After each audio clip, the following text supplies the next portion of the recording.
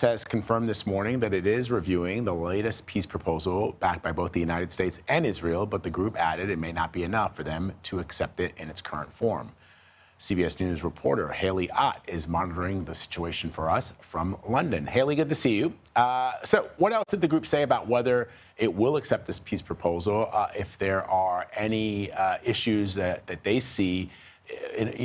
As you know, these negotiations oftentimes lead to moments where one side says, well, wait a second, I want to add something or I want to remove something. Are we to understand that Hamas is absolutely fine with this proposal that is backed by both the U.S. and Israel? Hamas says it's reviewing this proposal and it's already raised some concerns. As you say, these deals are being worked out until they are signed, and we're very much in that moment right now. The concerns that Hamas has raised have to do with two of its main demands.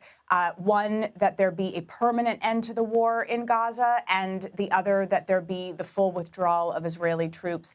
Nevertheless, a statement put out by Hamas this morning said that the situation was so grave in Gaza that Hamas was very seriously considering this deal because it would mean a 60-day ceasefire, and it would mean the flow, or more unrestricted or less restricted flow of aid into the Gaza Strip, which is so necessary for the population there at the moment. Haley, the other thing is we heard from a UN official today on the conflicting reports about the aid situation in Gaza. What did we learn? So the UN's Humanitarian office today called Gaza the hungriest place on earth.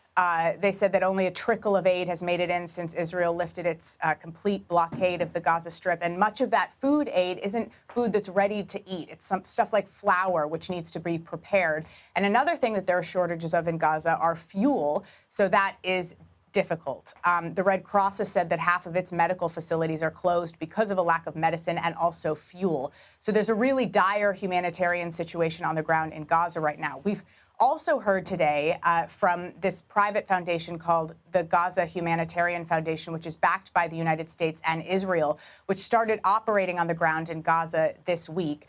They said that they distributed about 2.1 million meals to people in Gaza this week, and that everything had gone well. They said there were no injuries and they were going to continue to scale their operations. That doesn't correspond with videos that CBS has verified from Gaza, which appear to show chaos scenes of crowds who are desperate for food gathering around these distribution centers, which all goes to say just what a serious humanitarian situation it is in Gaza at the moment. And we've heard today that there are further Israeli strikes on Gaza City this morning. So the war is very much still ongoing there.